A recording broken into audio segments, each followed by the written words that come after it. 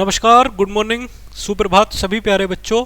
मैं विशाल शर्मा आप सभी का स्वागत करता हूं आपके एसएसटी सोशल साइंस क्लास में।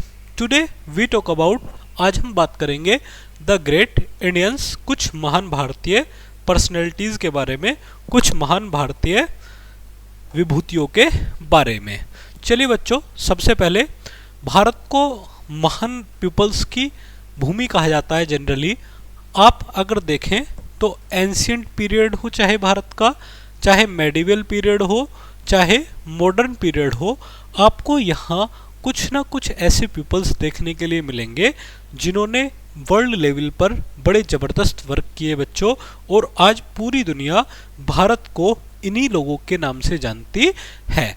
चलिए, list of some common people around you are making a great contribution for the development of your school, neighbourhood और सिटी। आपको यहाँ पर एक लिस्ट तैयार करनी है जो भी आप कॉमन पीपल, आम लोग जिन्हें आप जानते हैं, जो आपके स्कूल सिटी के लिए काम करते हैं। चलिए बच्चों, टॉपिक को शुरू करते हैं। Delving into the journeys of extraordinary individuals is truly inspiring. Through their impactful endeavors, we can gain invaluable insights. Our nation is home to countless individuals who have made significant marks in various spheres of life. जो आपका different जैसे कि इन लोगों ने medicines में help की, literature बहुत अच्छा लिखा, एजुकेशन में लिखा, म्यूज़िक दिया, दुनिया को साइंस दिया और आर्ट्स ऑफ एक्सप्लोर दी, यानी कि डिफरेंट चीज़ें पूरी दुनिया को दी। चलिए यहाँ हम देखते हैं क्या है। सबसे पहले हम पढ़ेंगे किसके बारे में, सुश्रुत एंड चरक। ये आपका दोनों पर्सनैलिटी बच्चों किससे जुड़ी हुई हैं, मेडिकल साइंस से जुड़ी हुई हैं। यानी कि एंशियंट पीरियड में जब आप अथर्ववेद, आयुर्वेद, इन सब चीज़ों के बारे में पढ़ेंगे तो यहाँ आपको इन दो लोगों के जो मेडिकल लेवल था जो इन्होंने डेवलप्ड किया, यहाँ आप देख रहे हैं आयुर्वेदिक तरीके से ये लोग इलाज कर रहे हैं।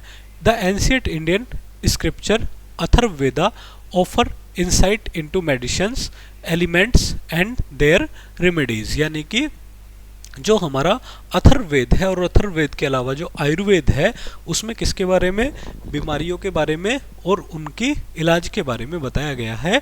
Subsequently two seminal text emerged in the medical field. सबसे पहले हम किसके बारे में पढ़ेंगे, the Sushruta Samhita and the Charaka Samhita. दो बारे चीज़ें पढ़ेंगे, सुश्रुता के बारे में और चरक के बारे में। These text were penned by Sushruta, a pioneering surgeon, Bharat के एक बड़े प्रसिद्ध सर्जन माने जाते हैं, and a Charaka a notable physician from the olden times. यानी कि जो एक प्राचीन फिजिशियन थे भारत के। Refer to the pioneer of plastic surgery, यानी कि भारत में जो प्लास्टिक सर्जरी की शुरुआत की वो कहाँ से देखने के लिए मिलती है, वो सुश्रुता के थ्रू देखने के लिए मिलती है। had mastered the techniques of to extract kidney and bladder stone, mend fractures and conduct intricate eye surgeries like cataract removal. यानी कि बहुत बड़े लेवल पर सर्जरी की जाती थी, जैसे किडनी की में पथरी निकाल देते थे, किडनी स्टोन। इसके अलावा आइज़ की सर्जरी भी वो लोग करते थे।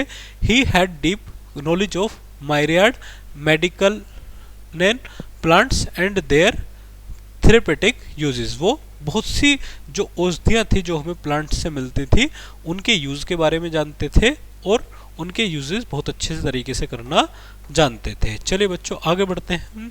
लिविंग अराउंड 2000 ईयर्स एगो, लगभग 2000 साल पहले, Charaka in his seminal work elaborated on the diagnosis and remedial measures for numerous disease. यानी कि उन्होंने बहुत सी बीमारियों के बारे में बताया। He meticulously explain the digestion process and accentuated the pivotal role of cleanliness in disease treatment. यानी कि उन्होंने जो क्लिनिकल ट्रीटमेंट था, डिसीज का ट्रीटमेंट था, उसके बारे में, क्लीननेस के बारे में भी बताया। Charaka's extensive knowledge about medical plants, Charaka को बहुत अच्छा लेवल था जिनका मेडिकल प्लांट्स के बारे में उन्हें जानकारी थी।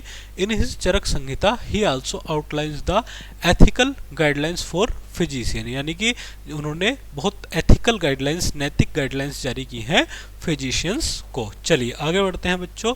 दूसरा हम पढ़ेंगे किसके बारे में, तानसेन। आप जो संगीत, म्यूजिक जो पढ़ते हैं, संगीत के जो फादर जनरली कहे जाते हैं वो तानसेन कहे जाते हैं।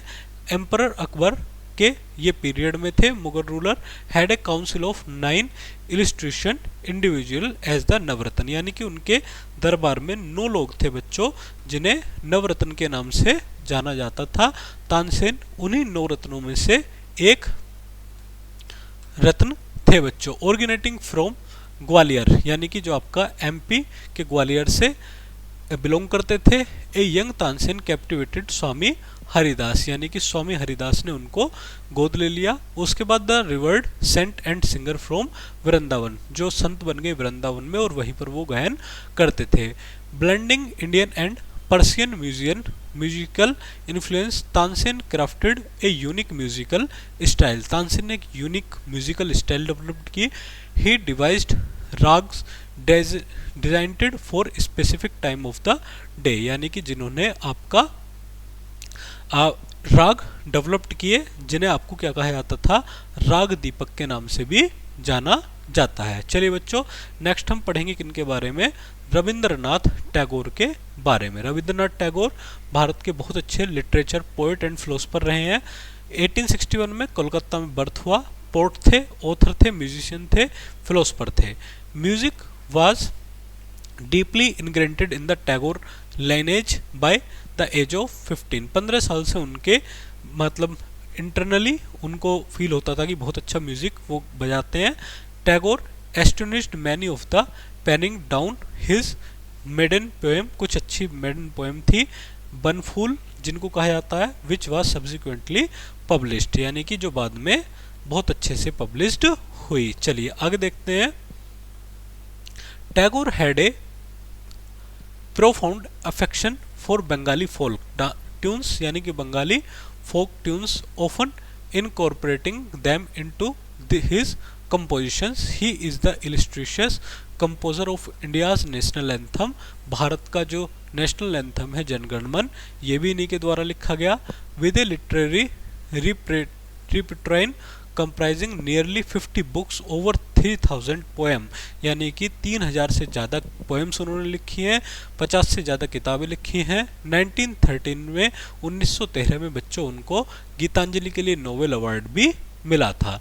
ए vision educationalist, Tagore led the foundation of Shantiniketan, एक डिफरेंट स्कूल को स्टेब्लिश उन्होंने किया जिसका नाम क्या था बच्चों, शांति निकेतन था, जो बाद में अब विश्व भारती यूनिवर्सिटी भी बना।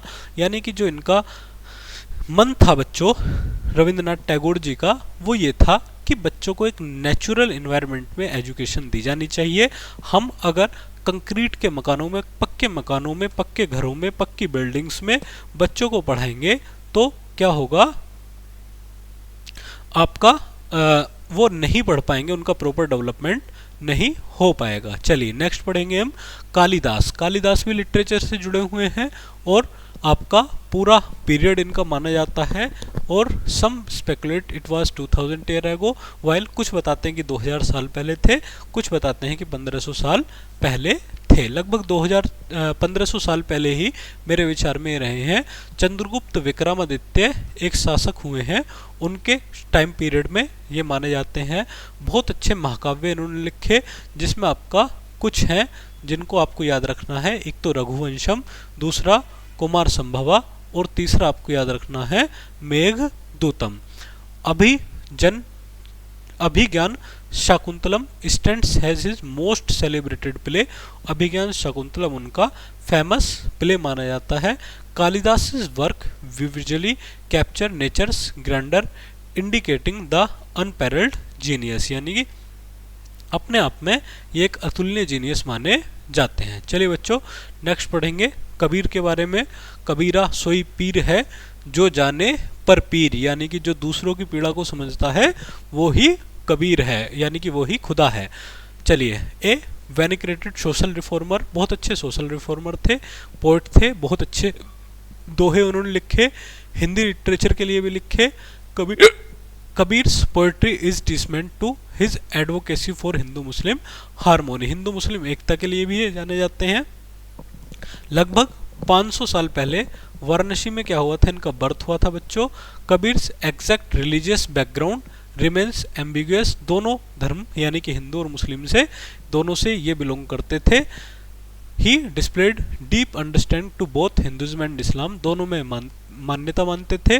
Despite his humble beginnings and lack of formal education he grow into spiritual luminary, यानी कि बहुत ज़्यादा आध्यात्मिक होकर के इन्होंने लिखा है। Kabir's literacy legacy includes numerous dohas and hymns, यानी कि बहुत अच्छे अच्छे दोहे लिखे हैं इन्होंने। चलिए, emphasis the universal spirit of divinity. Through his writing, he mocked those who find religiosity but lacked genius compassion. चलिए, जीनियस कंपैशन इनका था। अब हम पढ़ेंगे भारत की बहुत महान पर्सनैलिटी जिन्हें कहा जाता है बच्चों अशोक, और पूरी दुनिया अशोका के नाम को जानती है बच्चों, और इंडिया की जो कल्चर है वो अशोक के नाम से जानी जाती है। जो प्रेजेंट इंडिया है, इसके अलावा जो प्रेजेंट पाकिस्तान है, इसके अलावा जो आधा अफगानिस्तान है और जो प्रेजेंट बांग्लादेश है, और ये पूरा भारत किसके कब्जे में था बच्चों, अशोक के कब्जे में था। लेकिन कलिंग का एक बहुत भयंकर युद्ध हुआ और अशोक ने बौद्ध धर्म को अपना करके दूसरी दुनिया में शांति का संदेश दिया। A significant feature in India history, Ashoka stands as one of most illustrious monarch from a fierce warrior he transmitted into a beacon of peace emphasizing religious plagiarism. Ashoka's region is symphonious with exemplary governance. He viewed his subject as his own kin, ensuring their welfare, यानी कि उसको का जो मत था कि आम जनता के कल्याण के लिए उसको लगाना चाहिए। His compassionate policies were not just limited to humans, animals hospital उसने खोले, ह्यूमंस हॉस्पिटल उसने खोले। Why numerous wells and trees were planted to enhance public well being, यानी कि लोगों को कल्याण के लिए उसने डिफरेंट पॉलिसीज पर पेड़ लगाने शुरू किए। चलिए, नेक्स्ट पढ़ेंगे हम किसके बारे में, सर सीवी रमन, महान साइंटिस्ट हुए हैं भारत के। तिरुचिरापल्ली तमिलनाडु में उनका बर्थ हुआ। Chandrasekhara Venkata Raman was born on 7 November 1880 को जन्म हुआ। His family soon related to Visakhapatnam, फिर वो विशाखापट्टनम चले गए, where Raman completed his early education by 12 and then moved to Madras. 12वीं करने के बाद वो 12th करने के बाद मद्रास चले गए। Nurturing an avid interest in science, he enrolled a Presidency College in Madras, Presidency College Madras उन्होंने मद्रास में पढ़ाई की। And later acquired his masters degree, master degree करने के बाद major in mathematics and physics, mathematics और फिजिक्स में उन्होंने बहुत अच्छा काम बच्चों किया। फिर उसके बाद उनको नोबेल पुरस्कार भी इस चीज़ के लिए मिला।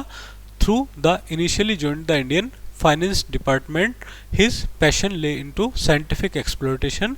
His groundbreaking work in 1928 providing new insights into light's behavior in water, यानी कि लाइट वाटर में कैसे बिहेव करती है, इस पर उन्होंने रिसर्च की और जिसे रमन इफेक्ट के नाम से प्रेजेंट में जाना जाता है। इसके लिए उन्हें नोबेल प्राइज भी मिला बच्चों। और finally until his demise in 1970, Sir C.V. Raman remained a guiding light in scientific community, inspiring countless individuals with his perseverance. चलिए बच्चों, आज के टॉपिक में हमने क्या पढ़ा, इसको हम एक नटशेल के रूप में देखते हैं। चलिए यहाँ देखते हैं, ग्रेट इंडियंस के बारे में हमने पढ़ा जो आपका बिलोंग करते हैं किससे, लिटरेचर से, म्यूजिक से, साइंस से। Sushruta is considered the pioneer of plastic surgery, Sushruta plastic surgery के लिए जाने जाते हैं। तानसेन नवरत्न थे अकबर के।